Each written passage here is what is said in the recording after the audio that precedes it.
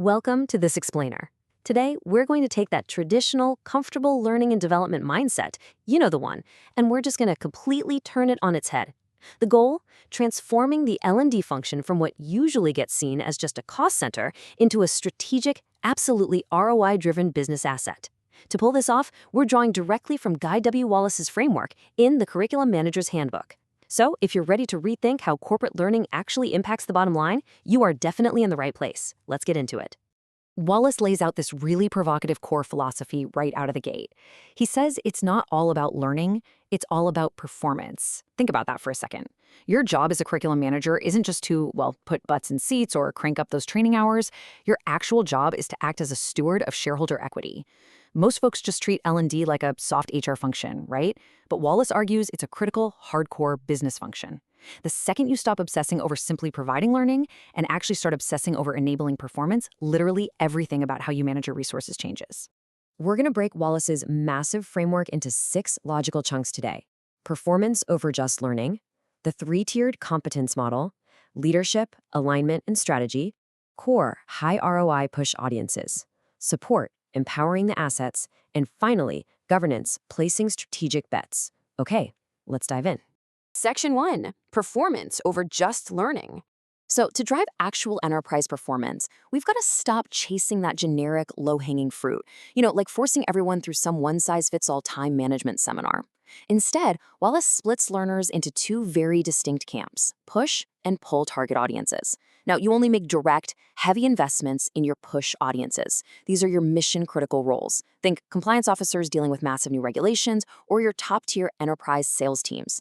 For these folks, the cost of a mistake is huge, right? So you might build a highly rigorous custom simulation for them. Pull audiences, on the other hand, that's everybody else. They might get indirect access to an existing library or a quick PDF guide, but you absolutely do not pour your limited design resources there. Section 2, the 3-tiered competence model. To actually manage this strict business-first approach, you can't just fly by the seat of your pants. Wallace takes the 13 areas of performance required of a curriculum manager and organizes them into a super clear 3-tiered model. Up at Tier 1, we have leadership areas of performance. Moving down to Tier 2 are the core areas, and rounding it out at the base in Tier 3, we have the support areas. Let's break these down to see how they actually fit together. Section 3, leadership, alignment, and strategy. Now, leadership in this framework isn't about running around putting out daily fires on the production floor. It's actually about gathering stakeholder needs to establish aligned long-term and short-term strategic goals. And the kicker here, it's driven by business metrics, not just learning metrics. You can't be a good steward of shareholder equity if you aren't intimately aligned with the real operational challenges your key constituents are facing.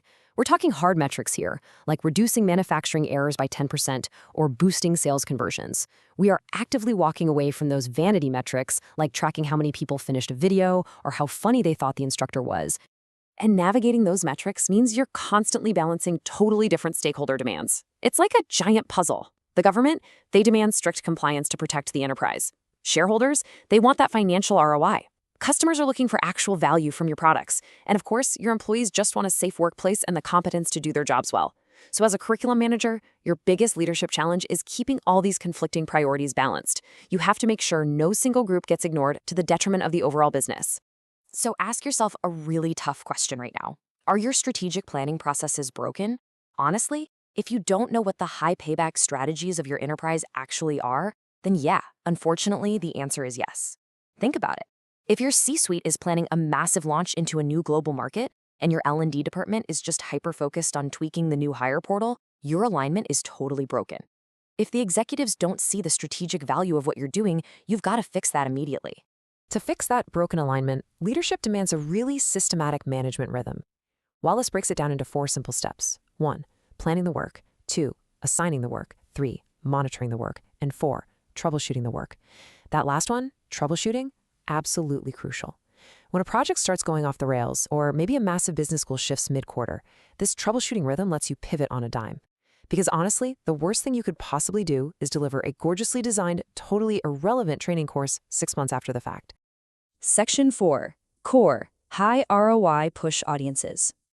Okay, so this brings us to the absolute heart of any L&D organization, the core tier.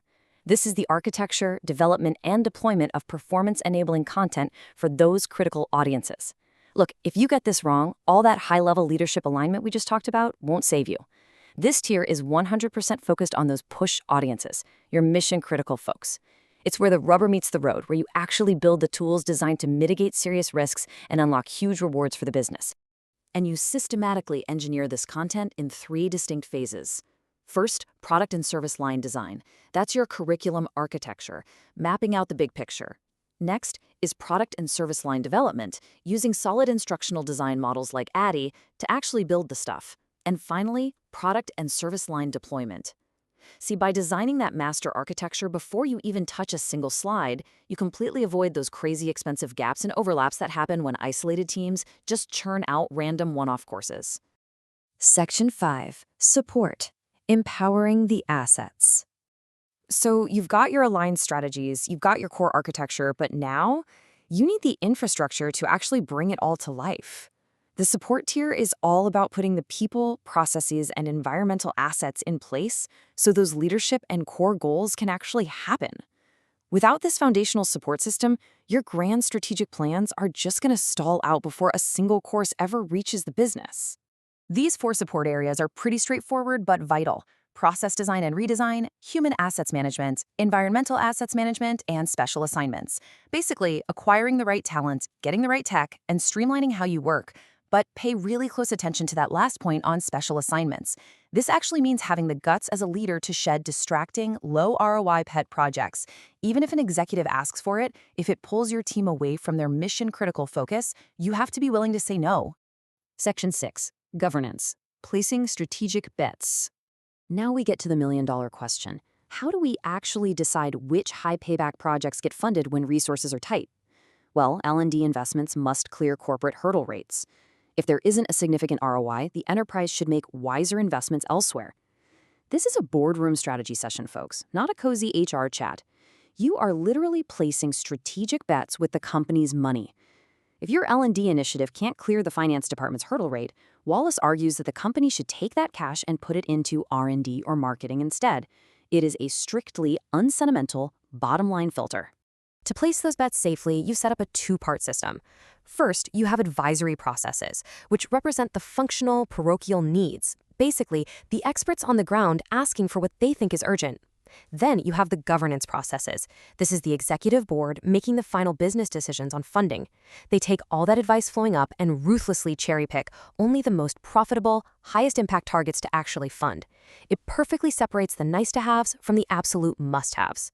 So let's do a quick reality check. Are your governance processes broken? Are your projects constantly under-resourced?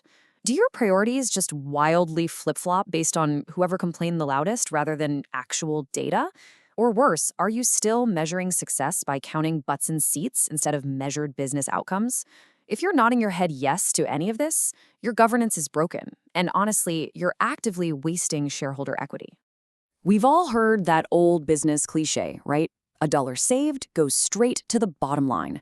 But Wallace points out a brilliant counter-truth when it comes to L&D. A dollar not invested is a greater return deferred or foregone. Skipping out on investments for your mission-critical push processes, that leaves massive enterprise growth just sitting on the table. When you fail to enable the performance of your most vital employees, you aren't saving a penny.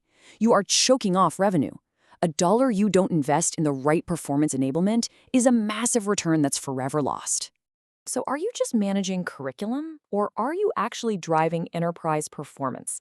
I want to leave you with that final provocative thought. If you're just churning out generic training modules, you are completely missing the power of your role. Adopt this framework. Align yourself tightly with your stakeholders' hard business metrics. Focus relentlessly on those high ROI PUSH audiences. If you do that, you'll transform your department from a misunderstood cost center into an absolutely unstoppable business asset. The only question left is, what strategic bet are you going to place first?